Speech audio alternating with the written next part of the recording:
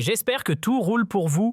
Hier, vous avez été incroyablement nombreux à réagir à nos deux émissions consacrées à ce moment politique assez, disons, singulier. Oui, je parle de l'appel lancé par Abdid, ce fameux 11 janvier 2026, en plein Conseil des ministres. Un discours qui, sous ses allures de grand élan patriotique, continue de faire couler beaucoup d'encre, sans doute à cause de ce mélange étrange entre bonnes intentions affichées et maladresse politique bien sentie. Une initiative qu'on pourrait qualifier de touchante ou d'énigmatiquement maladroite. Adresser un message aux Algériens de la diaspora et plus précisément à ceux qu'on appelle les Haragas, ces exilés sans papier pour leur dire « revenez au bercail », voilà une démarche qu'on n'attendait pas vraiment. Encore plus surprenant, c'est d'entendre Abdid reconnaître noir sur blanc dans son discours officiel que certains de ses compatriotes ont fui clandestinement poussés par la peur de la répression politique. Oui, vous avez bien entendu, il admet sans détour, que ces départs ne sont pas anodins, qu'il s'agit bien de gens ayant fui l'oppression. Une déclaration que nous avons décortiquée en long et en large dans nos deux émissions d'hier, que je vous recommande chaudement de revoir tant elles ont fait réagir. Et ce n'est pas tout.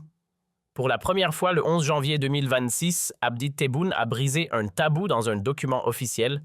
Il a osé qualifier la Harga de véritable fléau. Jusque-là, ce phénomène était relégué au rang de mythe social, une illusion exagérée par des médias dits hostiles ou des opposants installés à l'étranger qu'on accuse souvent, attention subtilité, non pas d'être contre le régime, mais carrément contre l'Algérie elle-même et ses institutions sacrées. Pendant des années, on nous a vendu un joli conte, la Harga, un détail. Un épiphénomène inventé gonflé à bloc par des esprits mal intentionnés. Les ministres du gouvernement Tebboune n'hésitaient pas à affirmer avec aplomb que tout allait pour le mieux dans le meilleur des pays. Les Algériens, disait-on, n'avaient plus aucune envie de partir. Le pays brillait, prospérait, s'épanouissait, et la qualité de vie ne cessait de grimper. Et ceux qui osaient parler d'exil, forcément, ils étaient dans le coup d'un grand complot. Jusqu'au fameux 11 janvier 2026, cette version a tenu bon dans le discours officiel comme une vérité sacrée. Et pourtant, comment oublier l'année 2025 et ses multiples scandales liés à la Harga, notamment cette affaire incroyable de ces 7 adolescentes parties de La Pérouse qui ont réussi à atteindre Ibiza après avoir détourné un bateau de plaisance. 9 heures en mer et les voilà arrivées à destination comme dans un film.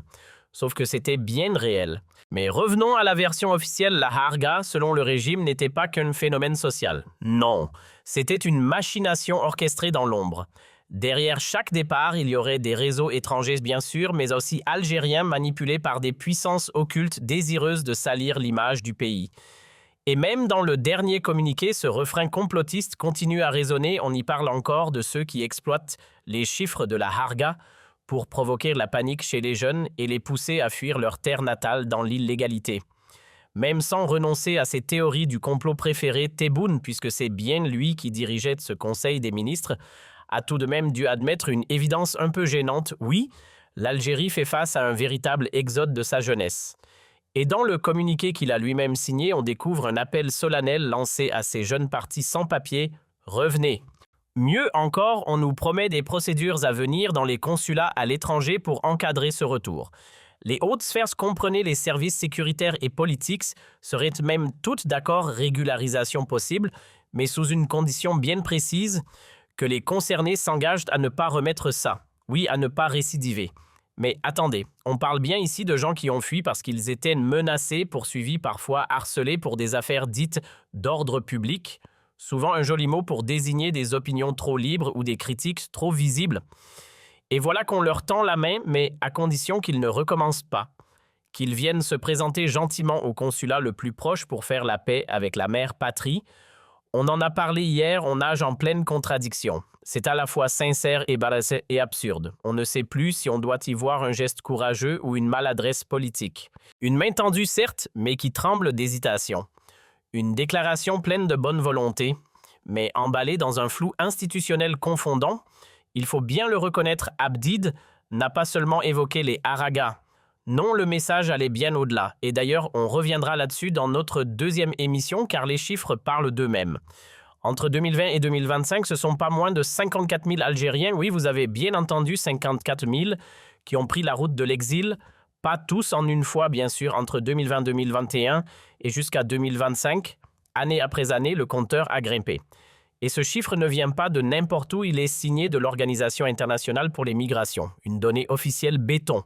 4 ans donc pour que 54 000 départs soient recensés par les pays européens, avec une mention spéciale pour l'Espagne, qui en a vu défiler un bon nombre. Un chiffre massif certes, mais qui mérite d'être remis en perspective et ça on vous l'expliquera en détail un peu plus tard.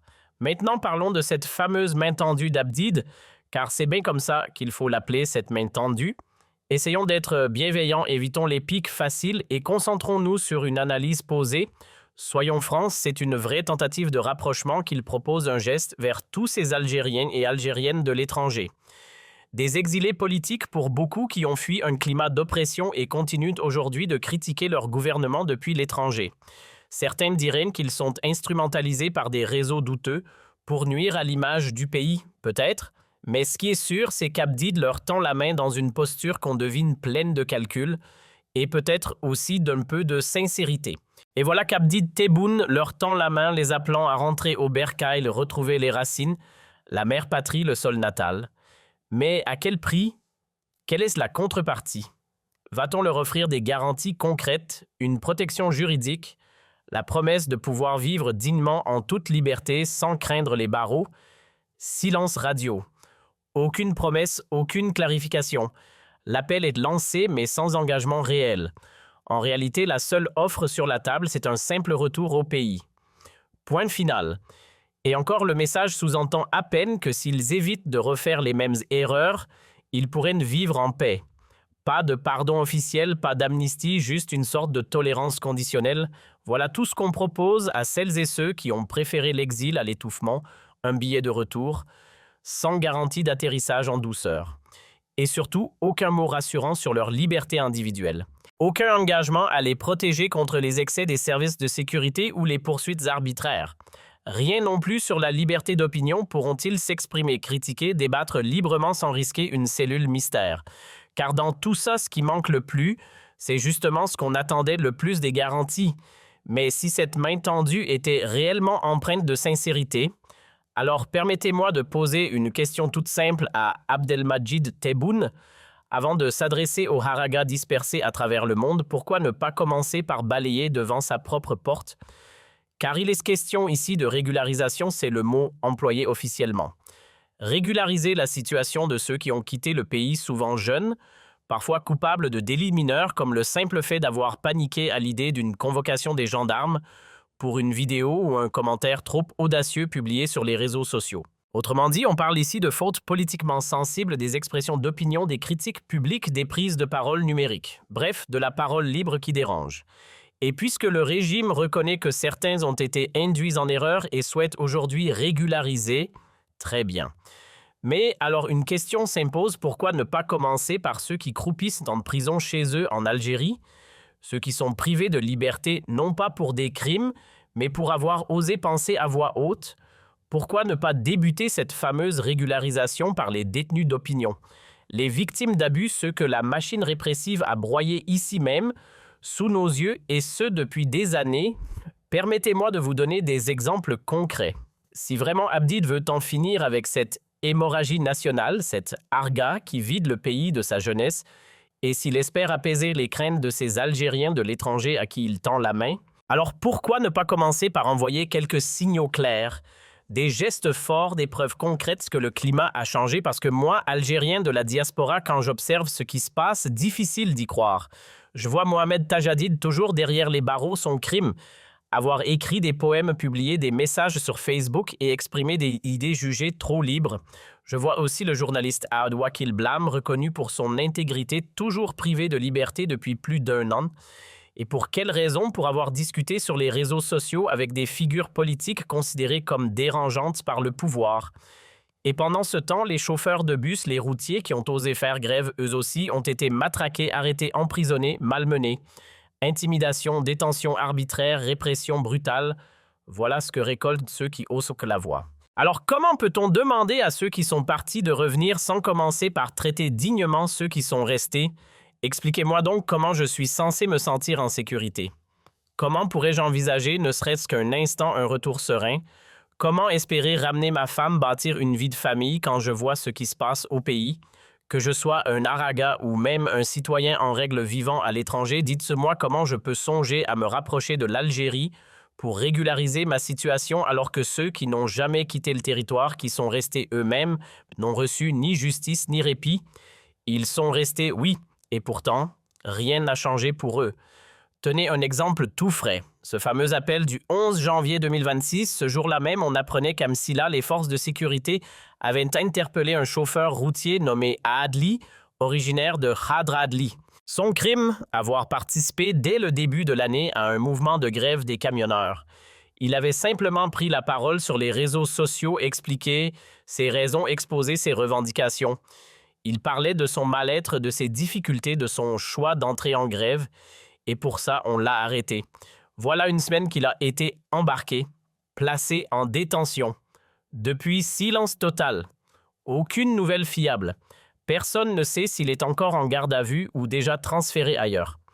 Les versions se contredisent, les rumeurs circulent, mais une chose est sûre, depuis son arrestation, Adli s'est volatilisé. Plus aucune trace.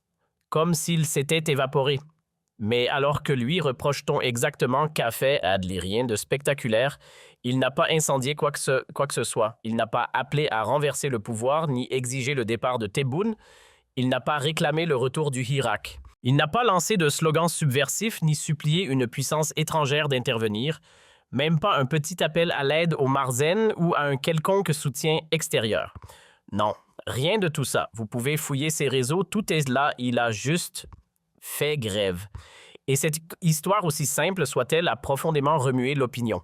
Parce qu'on parle ici d'un homme ordinaire, pas un activiste, pas un Araga, un citoyen resté chez lui enraciné dans son pays, un homme d'âge mûr, probablement père de famille, un Algérien digne qui n'a fait qu'user d'un droit élémentaire, dire qu'il en a marre, et pour ça, il a disparu. Ce qu'il faut comprendre, c'est qu'Adli n'était pas un agitateur, ce n'était ni un militant, ni un membre d'un quelconque mouvement, ni un journaliste engagé. Non, c'était un chauffeur routier, un père de famille, un homme simple qui avait fait le choix de rester en Algérie, de bosser dur, d'élever ses enfants ici. Il n'a jamais quitté le pays, jamais pris le large. Et pourtant, regardez où ce choix l'a mené. Aujourd'hui, son sort est un mystère total. On entend deux versions. Certains disent qu'il est encore en garde à vue, d'autres qu'il a déjà été transféré en prison. Mais vous savez comment ça se passe si au bout de 3 ou 4 jours, aucune trace, aucun signe de vie, c'est que la détention préventive est déjà en marche. Et la suite, on la connaît, dépôt, puis silence. Et ce n'est pas un cas isolé. Le 5 janvier dernier à Welsef, soit une semaine pile avant le discours d'Abdid appelant les exilés à régulariser leur situation, un autre cas similaire éclatait. Là aussi, un citoyen réduit au silence pendant qu'on lançait des appels au retour à ceux qui soi-disant saliraient l'image de leur pays depuis l'étranger. Drôle de timing. À Vouzouf, Hajamala Hajamwar s'est retrouvé en prison. Pourquoi? Pour avoir simplement filmé et relayé sur les réseaux sociaux les mobilisations des conducteurs de bus et de camions, pas d'appel à la révolte, pas d'incitation à la violence, juste des vidéos, des témoignages, des faits. Et pourtant, il a été incarcéré. Voilà où mène chez nous le fait de documenter la réalité. Alors moi, à l'étranger, quand je vois ça, comment pourrais-je croire à ce fameux retour apaisé? On n'est plus arrêté seulement pour avoir protesté, mais pour avoir parlé de ceux qui protestent. Filmer une grève, relayer un mouvement suffit à vous envoyer derrière les barreaux. Mohamed Tajadid lui est toujours enfermé. Sa sentence est tombée presque en même temps ou à peine un jour ou deux avant qu'on ne libère Bamsan Sad. Et puis, il y a Abdam, lui aussi, toujours incarcéré. Et ce n'est pas tout.